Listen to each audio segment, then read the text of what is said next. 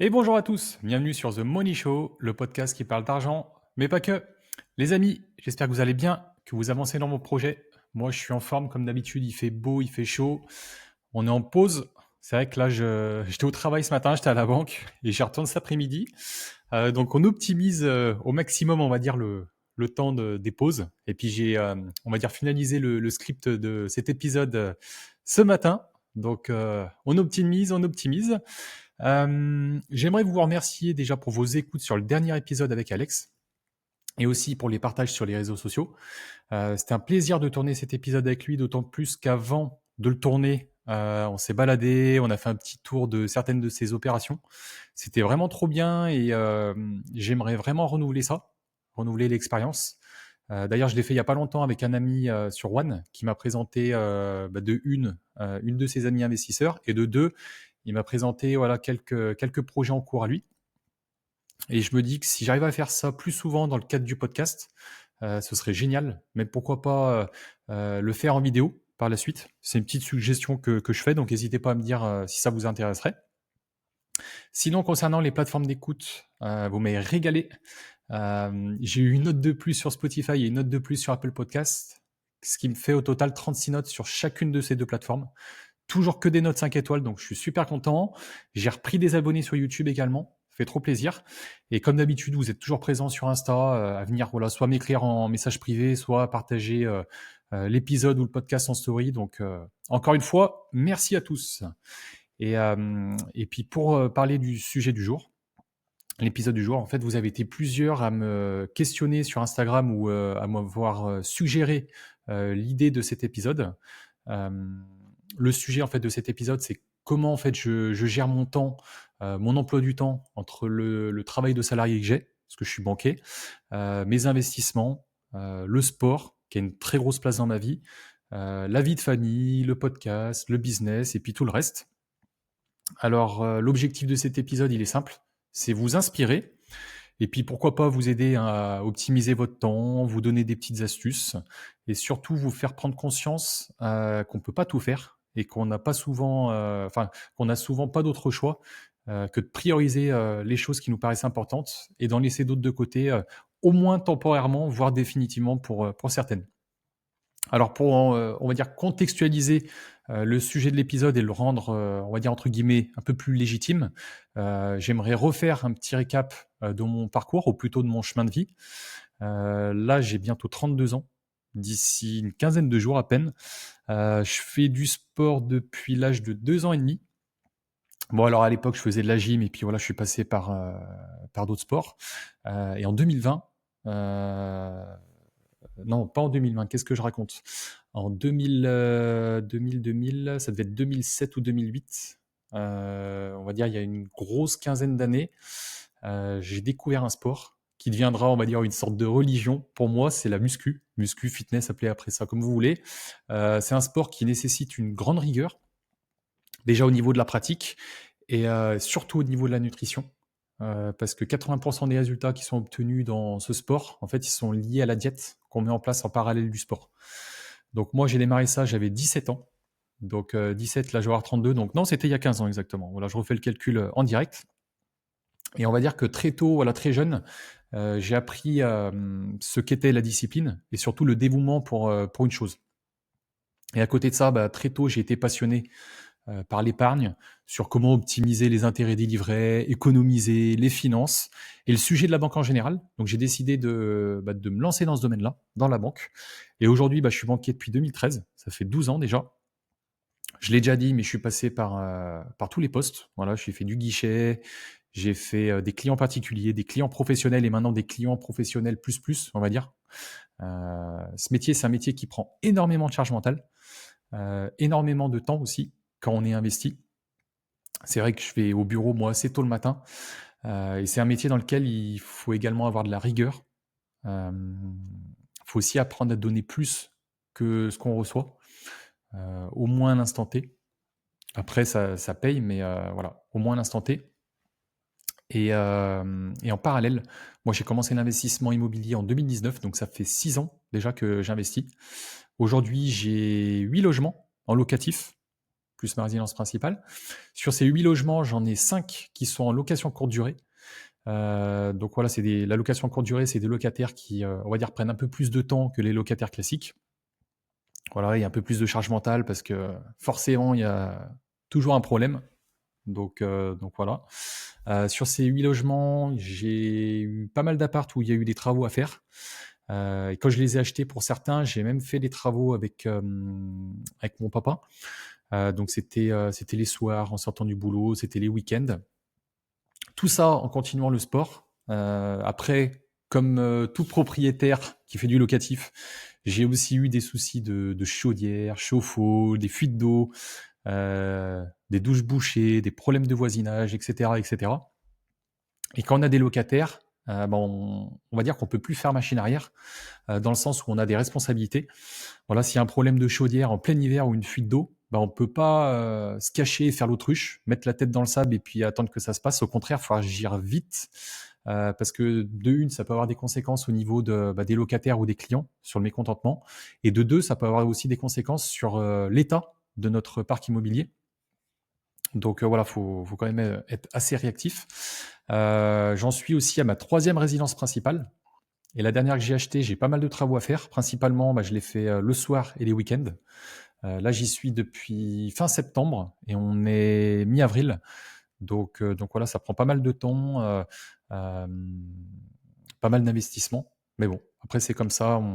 On va dire qu'on gagne pas mal sur la main-d'œuvre. Et puis, c'est plaisant parce que les travaux, je les fais aussi en famille. Donc j'apprends plein de choses. Je passe du temps en famille. Donc, j'adore ça. Et puis à côté de ça, j'ai décidé de lancer le podcast début 2024, donc ça fait un peu plus d'1 an. Ça nécessite quand même une rigueur et surtout une régularité, car au-delà de prendre un engagement avec soi-même, on prend aussi un engagement vis-à-vis des auditeurs, voilà, qui attendent l'épisode tous les 15 jours. Alors attention, je dis pas que c'est une obligation ou une contrainte, parce que moi le podcast il m'appartient, je fais ce que je veux et quand je m'engage dans quelque chose, j'aime bien le faire à fond, j'aime bien le faire bien et correctement. Et en fait, tout ça pour vous dire, donc je vous ai rappelé un petit peu mon parcours et toutes les choses que je gère au quotidien. Pourquoi? Parce que déjà de une, ça demande de l'organisation, de la rigueur, de la discipline. La discipline, on en reparlera, mais moi, c'est quelque chose qui me parle énormément. Et puis pour terminer, en plus de tout ça, je suis quelqu'un qui adore sa famille et qui adore passer du temps voilà, avec ses parents, voilà, mon frère, ma sœur, ma conjointe, le fils de ma conjointe également, qu'on a en garde alternée, les amis aussi. Et on va dire que maintenant que le contexte est posé, que vous voyez un petit peu voilà, tout ce que je peux gérer au quotidien, je vais essayer de vous partager mes astuces pour mieux gérer mon temps, mon organisation et également les défis auxquels je suis confronté quotidiennement, parce qu'il y en a. Et puis j'aimerais rappeler que moi je suis personne, je suis quelqu'un de lambda, qu'il y a beaucoup de gens qui sont dans ma situation, qui ont des tonnes de choses à gérer. Il y en a même qui, je pense, ont plus de choses à gérer que moi. Voilà, il y a tout un tas de gens qui ont des responsabilités, des contraintes, etc. Donc vraiment, moi je me répète, cet épisode, il est fait pour vous donner mes astuces, mes conseils, et surtout, voilà, c'est vous les auditeurs qui me l'avez suggéré, voilà, sur Instagram, à plusieurs reprises, hein, que ce soit en message privé, que ce soit par téléphone, etc. Donc voilà, j'ai posé un petit état des lieux et ça m'a permis de bosser un petit peu sur ce script, sur cet épisode. Et en fait, quand j'ai travaillé le script de cet épisode, je me suis amusé à faire un petit état des lieux de mes semaines et surtout du temps que j'alloue à chacune de mes activités. Donc moi, j'ai 5 activités principales. Déjà, mon activité qui me prend le plus de temps, je suis banquier en CDI. Donc ça me prend entre 40 et 45 heures par semaine. À côté de ça, j'ai toute la partie investissement immobilier et puis business qui me prend, on va dire à l'instant T, entre 15, 20, des fois 25 heures par semaine. Donc c'est quoi? C'est tout ce qui est travaux, c'est tout ce qui est gestion des locataires, gestion des locations courte durée, le personnel de ménage, préparation des nouveaux projets, que ce soit des projets IMO ou les projets hors IMO. Je parle là de business. À côté de ça, je fais aussi du sport quotidiennement. Je fais 5 à 7 séances de sport par semaine. Parce que là, je fais de la muscu, je fais de la course à pied, un peu de bad, etc. Et ça représente, on va dire, entre 4 et 7 heures par semaine, avec des horaires qui sont plutôt flexibles. À côté de ça, j'ai ma vie de famille. Ça, c'est pas vraiment quantifiable parce que voilà, c'est le soir quand je rentre du boulot, c'est le soir, enfin, les week-ends, les vacances, et cetera. À côté de ça, j'ai aussi le podcast qui me prend 1 à 3 heures par semaine, que ce soit, au niveau de la recherche des invités, les interviews, l'enregistrement, le montage, tout ce qui va être aussi, les publications Instagram, voilà, tout ce qui est création de contenu. Et puis tout ça, c'est sans compter, le temps, voilà, le temps pour les tâches ménagères, le ménage, manger, et cetera. Donc voilà, maintenant que j'ai dressé, on va dire, la liste de ce que représente chaque activité, j'ai décidé de scinder le podcast en 2 parties. Donc la première, c'est sur les principes clés que moi j'utilise au quotidien pour, gérer et optimiser mon temps. Et une deuxième partie que j'avais pas prévue dans le script et en fait qui m'est venue en l'écrivant. En fait, c'est les défis auxquels je fais face au quotidien dans un agenda qui est, on va dire plus que bien rempli. Donc, voilà pour démarrer en fait cet épisode, et notamment cette première partie sur les principes clés que moi j'utilise pour gérer mon temps. En fait, j'applique 3 choses au quotidien. Donc la première, c'est la priorisation. La deuxième, c'est la planification et la troisième, qui est en fait en 2 parties, c'est tout ce qui est délégation ou automatisation. Pour parler, on va dire de la priorisation, déjà la première chose, c'est prendre conscience que c'est impossible de pouvoir tout gérer tout le temps et tout en même temps. Donc il faut définir ce qui compte vraiment pour vous. Donc moi, en l'occurrence, c'est la famille, c'est le sport, c'est les finances, la santé. Et puis derrière, mettre de côté les choses, inutiles. Moi, un exemple concret, qui me bouffait énormément de temps au quotidien, avant, c'était la télé. C'est simple, hein, quand je suis tombé dans le dev perso, je crois que c'était en 2017-2018 à peu près, je voulais lire, mais je trouvais pas le temps. Et en fait, du jour au lendemain, j'ai stoppé, la télé, les soirs, les films, les séries, et cetera. Et bizarrement, j'en ai trouvé du temps. Donc voilà, le temps que vous arrivez à dégager pour vos priorités, attention, faut pas forcément l'utiliser pour des choses, qui sont futiles, ou inutiles. Et deuxième exemple qui me prend pas mal de temps aussi, c'est les réseaux sociaux. Hem, alors attention, hein, je suis pas forcément un exemple là-dessus. Moi, c'est vrai que je passe pas mal de temps sur les réseaux sociaux, pour voir un petit peu ce que font les copains, pour préparer mes publications, mes stories, la création de contenu. Mais voilà, ça m'arrive aussi, d'aller, me connecter et je me dis: «Voilà, je me connecte juste 5 minutes» et en fait, tu commences à scroller, tu regardes des conneries et puis quand je vois le temps des fois que je perds dessus, ça me rend fou. Voilà, j'ai envie de me tarter, hein, littéralement. Donc oui, j'ai des progrès à faire à ce niveau-là et on va y arriver bien évidemment, car à côté, on a quand même une vie qui est plutôt remplie. Deuxième solution, apprendre à dire non. Il faut se recentrer sur ses priorités sans forcément se disperser. C'est vrai qu'un exemple tout concret, moi, ça peut m'arriver de refuser des repas ou des apéros, en semaine, du lundi au vendredi. Je parle pas des week-ends, hein. Des apéros qui des fois sont pas forcément prévus. Alors pourquoi je refuse? Souvent, parce que moi, j'ai une routine sportive, j'ai une routine nutritionnelle et en fait, en acceptant, ces apéros ou ces repas qui sont pas prévus, en semaine comme ça au dernier moment, je me dis non à moi. Je me dis non, en fait, en faisant pas de sport et en respectant pas ma diète ou alors en bossant pas forcément sur mes projets. Alors attention, hein, je dis pas que je fais jamais rien la semaine, c'est juste que je me priorise moi et en fait, quand on me propose des repas ou des apéros en semaine, si c'est prévu à l'avance, il y a pas de souci. Voilà, je le cale, des petites soirées exceptionnelles comme ça. Le week-end, encore une fois, pas de problème. Mais du coup, voilà, à force, mon entourage, moi, il est au courant. Mes amis, ma famille, ils le savent et du coup, ils me préviennent, voilà, généralement, 1 à 2 semaines à l'avance. Donc on va dire que c'est plutôt cool. Hem et puis on va dire dernier point, pour prioriser en fait, ce qu'on souhaite faire. Moi, c'est vrai que je me concentre principalement, alors on va dire ça à la journée, je me concentre principalement sur 1 à 3 tâches par jour, excusez-moi. Et là, je pense notamment, déjà à mon boulot de banquier. Voilà un exemple concret. Moi, j'ai des mails en continu toute la journée et à côté de ça, j'ai aussi des coups de téléphone toute la journée. Sauf que, au-delà, on va dire, de la paperasse que j'ai à gérer, des dossiers que j'ai à gérer, voilà, moi, j'ai des dossiers de financement à monter qui peuvent aller, quand c'est des petits financements, ça peut aller de plusieurs dizaines de milliers d'euros et quand c'est des gros financements, ça peut faire plusieurs centaines de milliers d'euros et voilà, même des dossiers où on tape le million. Et en fait, tout ça pour vous dire que, pour monter un dossier, moi, ça peut me prendre 2 heures quand c'est un petit dossier, comme ça peut me prendre, 2-3 jours quand c'est un gros dossier, qu'il faut que je l'argumente pour ma direction, que ça part aux engagements, que ça part auprès d'une société de caution. Et en fait, si je me concentre pas pleinement sur cette tâche, que voilà, dès que j'ai une petite notification, que j'ai reçu un mail, que j'ai un coup de téléphone, etc., que je décroche toutes les 2 minutes, en fait, j'avance pas. Donc quand j'ai des gros sujets comme ça, des gros dossiers, ce que je fais, je me bloque des grosses sessions de travail et je coupe toutes les notifs, déjà en pro. Donc moi, sur mon ordi pro, mon ordi de la banque, je coupe le téléphone, je coupe les mails. Donc voilà, les clients sont informés, hein, j'ai un message entre guillemets d'absence. Enfin, en tout cas, les clients reçoivent un mail comme quoi je suis en réunion ou en rendez-vous. Et puis pour le téléphone, c'est pareil, je change mon message vocal. Et puis je fais pareil en perso, je coupe les notifs du téléphone. Tout ça pourquoi? Pour avoir aucune distraction et pour pouvoir avancer du mieux possible tout en restant concentré. Parce que, après, je suis pas un spécialiste là-dedans, mais il y a aussi beaucoup d'études voilà, qui démontrent que dès que tu reçois une petite notification, ton cerveau est alerté et en fait, tu es déconnecté de ce que tu fais à l'instant T. Et en fait, bah, tu mets plus de temps en fait à te remettre dedans et à rebosser. Donc voilà, moi je coupe au maximum les distractions. Je préviens les collègues aussi, je ferme la porte. Enfin bon, bref, je préviens tout le monde. Voilà. Sinon, deuxième partie, moi je planifie. Je planifie tout. Voilà, j'utilise des outils. Moi quotidiennement, j'utilise Google Agenda avec des codes couleurs. Déjà dans le premier temps, ça me permet de savoir voilà, si c'est quelque chose de pro, si c'est quelque chose de perso, si c'est quelque chose lié aux investissements, si c'est quelque chose d'urgent, etc.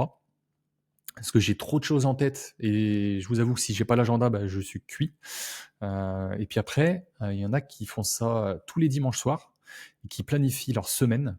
Moi, pour être totalement transparent avec vous, j'y arrive pas à ça. Je le fais, on va dire, quotidiennement, au fil de l'eau, et régulièrement surtout. Je tiens mon agenda et je le consulte ben, tous les jours. Voilà, c'est vrai que tous les matins, je consulte un petit peu mon agenda pour savoir ce que je vais avoir à faire. Donc, je regarde ce que je vais avoir à faire dans la journée. Je regarde aussi ce que je vais avoir à faire sur les prochains jours. Comme ça, je me le mets en tête. Et puis, pour les choses importantes, les sujets importants, je mets des rappels. Alors, je ne sais pas si c'est possible avec certaines applications, mais en tout cas, avec Google Agenda, je peux demander une petite notification. Donc, je le vois en fait comme un SMS, une petite notification. Et tant que je ne l'ai pas ouverte et que je ne l'ai pas fermée, elle apparaît. Derrière aussi, je me fais des petites to-do list dans mes notes. Ça, je l'utilise à la banque, je l'utilise en perso. Je me fixe aussi des petits défis avec ça. Et puis en m'imposant, par exemple, de ne pas prendre de pause tant que j'ai pas fini telle ou telle chose. Et il est important aussi, en tout cas pour moi, de mettre en place des habitudes ou des routines. J'ai 2 exemples sous la main, même 3. En fait, dans un premier temps, j'ai une petite routine matinale pour bien démarrer ma journée. Alors attention, ça concerne que moi. Après, faut vous tester, faut vous jauger et voir ce qui vous convient. Moi, ça fait depuis très, très longtemps que je me lève en fait 1 heure plus tôt que tout le monde. Alors ça, c'est quand là, c'est parce que tout de suite, j'ai ma conjointe, j'ai son fils aussi, donc je me lève 1 heure plus tôt. Mais sinon, ça a toujours été le cas. Je me lève jamais au dernier moment. Moi, il faut que le matin, j'ai bien 1 heure, 1 h 15 qui soit allouée à moi et uniquement à moi. En fait, je vais être seul, je vais être tranquille. Donc c'est vrai que ça peut paraître égoïste, mais j'ai besoin de ce moment pour moi, en fait, pour bien démarrer la journée. Et en fait, qu'est-ce que je fais pendant cette heure où je suis tout seul? Déjà, je mange un bon petit déjeuner, sain et bien copieux. Et puis après, à côté de ça, bah, en fonction du moment, je peux lire, je peux regarder des vidéos YouTube sur les domaines qui m'intéressent. Je gère mes calendriers de location courte durée parce que des fois j'ai des réservations la nuit. Je peux gérer mes mails. Je squatte même Instagram, hein, il n'y a pas de sujet là-dessus. Et en fait, j'ai mis en place cette routine. Pourquoi? Parce que déjà, je suis matinal et que je préfère dormir 1 heure de moins, mais démarrer ma journée tranquillement.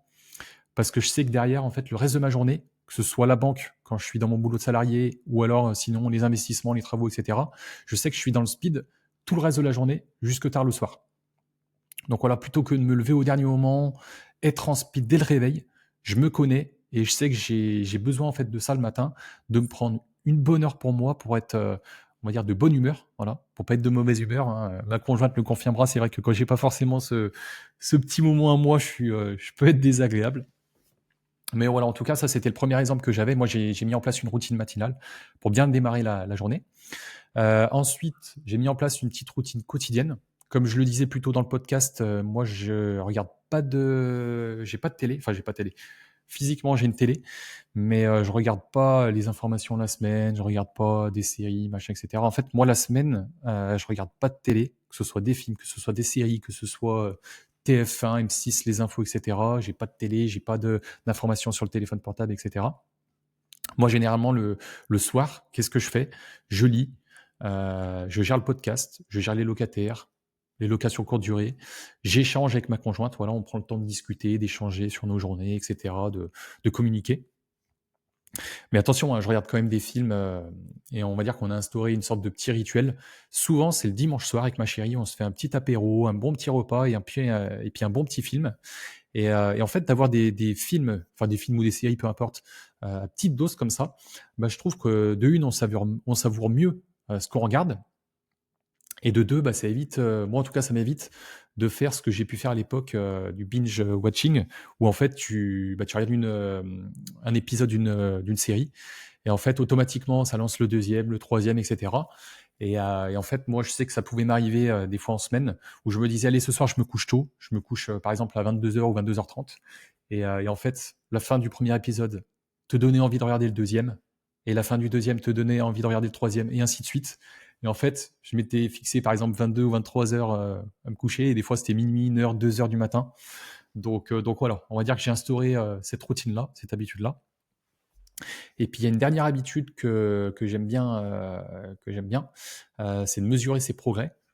Pourquoi? Bah, parce que quand on a la tête dans le guidon, qu'on fait pas mal de choses comme ça, on peut vite s'épuiser et puis perdre un petit peu notre motivation ou notre raison d'être. Et c'est vrai que de regarder le chemin parcouru de temps en temps, ça permet de prendre de la hauteur et de savoir pourquoi on fait tout ça. Donc voilà. Et moi aussi, pour gagner un petit peu de temps et puis, j'ai 2 exemples là en tête. Pour gagner un petit peu de temps, qu'est-ce que je fais? Enfin, gagner un petit peu de temps et puis surtout sur la planification. Mon petit déjeuner, je le prépare toujours la veille. Donc ça peut paraître, en fait, pour contextualiser tout ça, quand j'étais petit, mon papa, en fait, il préparait tout le temps les bols le matin, il sortait toute la bouffe et cetera, enfin tout ce qui venait pas du frigo, il le sortait sur la table, le soir avant de se coucher. Et c'est vrai que, je me moquais un petit peu de lui quand j'étais petit, puis après quand j'étais ado, où je disais: «Oh là là, mais tu prévois tout», et cetera. Et c'est vrai que, bah, en fait, c'est quelque chose que moi je fais maintenant. En fait, mon petit déj, eh ben, je prépare les œufs, la veille que je mets au frigo. Et puis derrière, bah, je prépare, sur la table, je prépare, le muesli parce que je mange du muesli, je prépare, un fruit, je prépare mes couverts, je prépare aussi, par exemple, la dosette de café ou, le thé, voilà. Donc je prépare tout la veille et c'est vrai que ça me permet de gagner un petit peu de temps le matin parce que c'est vrai que le matin, quand on se lève, on n'est pas forcément, on va dire, au taquet, et du coup, bah, quand on n'est pas au taquet, moi, c'est vraiment, automatique, c'est vraiment une habitude. Je me lève, je vais directement dans la cuisine, je récupère ce qui est au frais, je fais mon café avec ma dosette ou mon thé, peu importe et derrière, je vais au salon et en fait, il y a tout sur la table.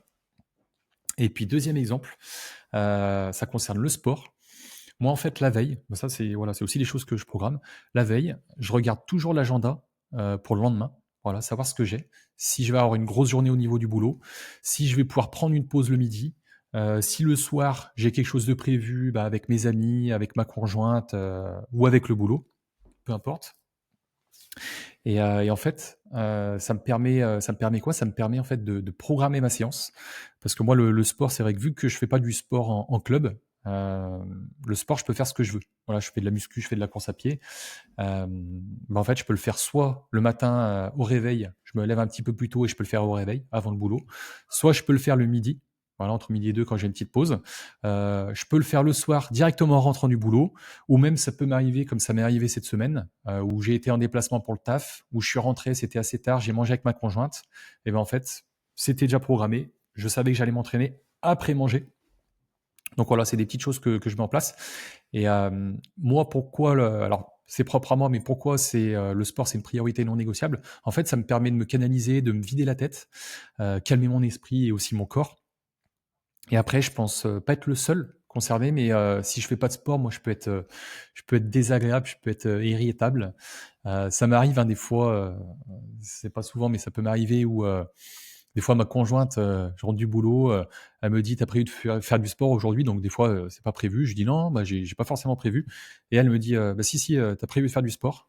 parce que du coup, elle décèle que je suis irritable ou désagréable. Et c'est vrai que du coup, de faire cette séance, eh ben, on va dire, ça me pose. Et puis, je suis super content après. Et, je suis de bonne humeur. Voilà, pour terminer cette deuxième partie. Et puis, on va dire la dernière astuce que j'utilise pour gagner un petit peu de temps au quotidien, j'utilise en fait la délégation et l'automatisation. En fait, c'est quoi? C'est je délègue les tâches, moi, principalement dans la gestion de mes investissements. Donc, un exemple typique, mon dernier investissement, enfin, mon associé et moi, on avait quoi? On avait de l'argent à investir, de la capacité d'emprunt. Par contre, chacun de notre côté, on était épuisé par rapport à notre agenda, qui était plutôt chargé à cette période-là. Donc, qu'est-ce qu'on a fait? On a fait appel à un copain, un chasseur IMO, pour trouver notre bien et puis pour faire les travaux dans notre bien. Donc, voilà un petit peu, on va dire, comment déléguer, hein. Certes, c'est un coût qui n'est pas des moindres, mais en tout cas, ça permet de gagner du temps. Et je pense, enfin non, c'est pas je pense, c'est je suis même sûr que j'aurais pas gagné autant de temps si déjà sur la recherche du bien IMO, si voilà, on n'avait pas missionné notre ami Alex. Et derrière, pour la gestion des travaux, en plus à distance, parce que c'était à 2 heures de route de chez moi, j'aurais jamais pu gérer tout ça, en tout cas en une si courte période. Donc voilà, faut être prêt à déléguer. Et puis après, derrière, moi, j'utilise des petites, on va dire des petites solutions technologiques pour gagner du temps. Alors, c'est pas grand-chose, hein, mais par exemple, pour ce qui concerne la location courte durée, bah, il y a les messages automatiques des plateformes. Derrière, les process pour les femmes de ménage. Pourquoi? En fait, ça, je l'avais fait, mais on va dire oralement, enfin oralement, verbalement, peu importe, avec mes femmes de ménage. Je leur avais dit, il faut faire ci, il faut faire ça. Qu'est-ce qui s'est passé? Il y a pas très longtemps, j'ai une femme de ménage qui m'a planté. J'en avais deux. Il y en a une qui m'a planté.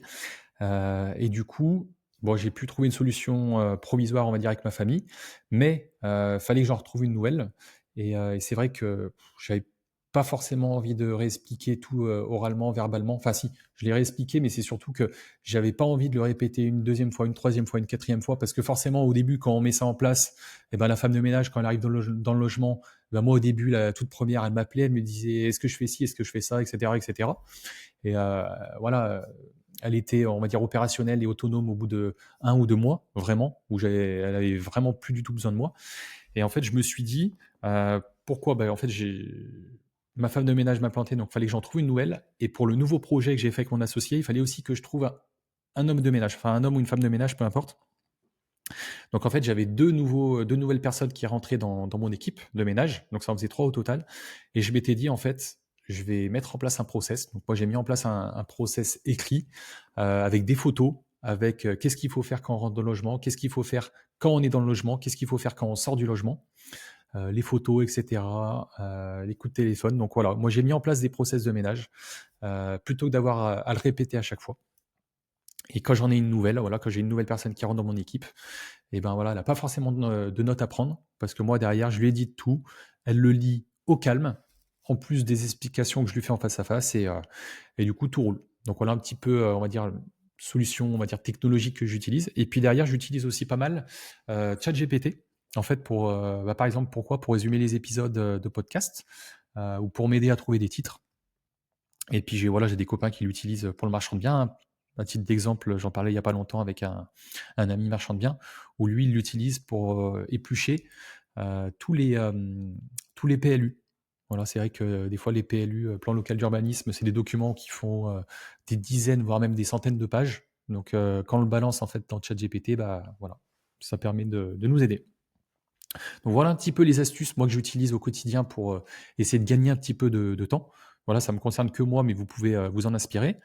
Et en fait, comme je le disais tout à l'heure, quand j'ai fait le script de cet épisode, je me suis rendu compte qu'en fait, j'avais des défis que je rencontrais au quotidien par rapport à mon agenda, par rapport à tout ce que je gère au quotidien.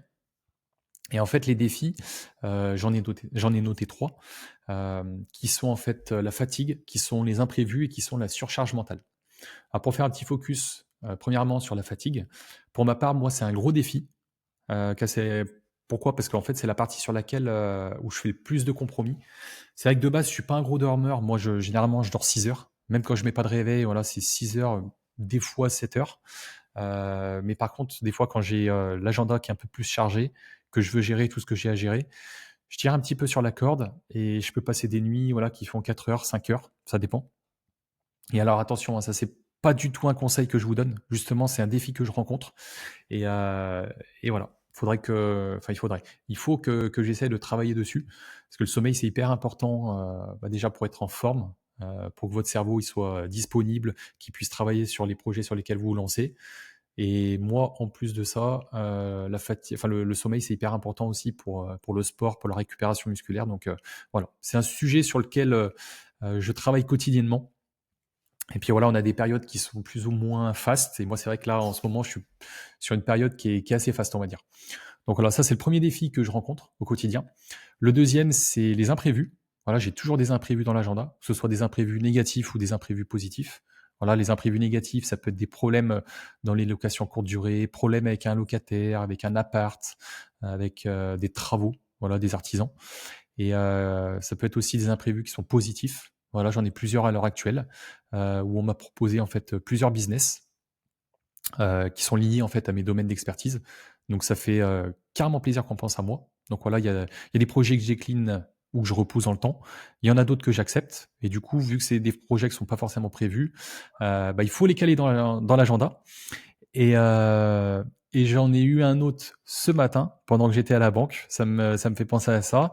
Je cherchais en fait une sous-location et j'ai effectué plusieurs messages, plusieurs visites. Sous-location en fait sous-location c'est quoi? Je loue un appartement à un particulier et derrière cet appartement, moi je le reloue, en Airbnb. Donc voilà, il y a un bail spécifique qui est signé entre lui et moi et en fait, l'imprévu positif que j'ai eu ce matin, c'est qu'on est le vendredi 18 avril. Je pars pour l'Afrique du Sud le samedi 3 mai et j'ai un propriétaire en fait qui accepte une sous-location. Donc en gros, j'ai, en plus de tout ce que je gère actuellement, donc les travaux dans la résidence principale, la location courte durée, les business qui se lancent, j'ai, une sous-loc à aménager, annonce Airbnb à créer et j'ai une dizaine de jours. Voilà, donc heu, c'est positif, mais il faut quand même réussir à le caler donc là, je me poserai dessus ce week-end et puis on va voir comment je vais pouvoir, agencer ça dans mon calendrier, la semaine prochaine et la semaine suivante.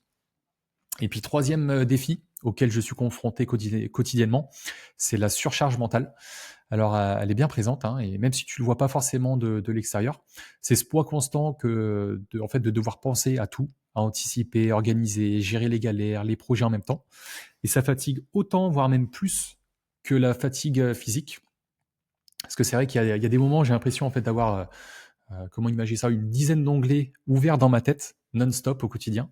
Je pense à ça le soir, je pense à ça la nuit, enfin ça peut m'arriver d'y penser la nuit, je peux y penser la journée et c'est vrai qu'il y a des personnes qui en parlent, ou qui en font simplement. En fait, on parle du burn-out. C'est vrai que moi j'en ai jamais fait, je pense. Je pense aussi qu'à certaines périodes, j'ai pu le frôler et en fait, qu'est-ce que je fais, dans ces périodes-là? Je ralentis la cadence ou du moins j'essaye quand je peux. J'essaie de sortir dehors aussi, je m'aère l'esprit. Là, par exemple, dès que je vais terminer ce podcast, je vais, manger, dehors sur la terrasse au soleil, je vais être trop bien. Sinon, je vais marcher, je vais randonner quand je peux, et surtout, qu'est-ce que je fais? Moi, je continue le sport qui me permet, en fait, de vraiment souffler et de me vider la tête. Donc voilà un petit peu, moi, les 3 défis auxquels, je fais face au quotidien et je trouve vraiment sympa d'avoir bossé sur le script de cet épisode. Pourquoi? Parce que ça m'a permis de m'en rendre compte et surtout de les poser par écrit. Donc maintenant, j'ai 3 nouveaux sujets sur lesquels je vais devoir travailler. Mais en tout cas, c'est super plaisant et pour conclure cet épisode, j'aimerais vous faire un petit récap, moi, de mes 3 astuces principales pour gérer et optimiser mon temps. Donc la première étape, c'est la priorisation. La deuxième étape, c'est la planification et la dernière étape qui est scindée en 2, c'est tout ce qui est automatisation et délégation. Alors attention bien évidemment en fait à pas se laisser dépasser et puis à savoir, dire non quand il le faut. Moi j'ai un petit mot, d'encouragement pour vous, voilà. Tout est possible en fait à partir du moment où vous l'avez décidé et en fait avec une certaine organisation, voilà, avec une organisation qui est adaptée, avec des priorités qui sont claires, on arrive à faire de grandes choses. En tout cas, c'est mon avis. Et dernière chose que je voulais vous dire, si toi auditeur, tu as d'autres méthodes de gestion de ton temps, eh ben, écoute, je suis preneur d'astuces et hésite pas en fait à venir me contacter, sur Instagram en message privé, pour, me partager tout ça. Voilà, je vous remercie pour votre attention et puis je vous dis à dans 15 jours pour le prochain épisode. Merci.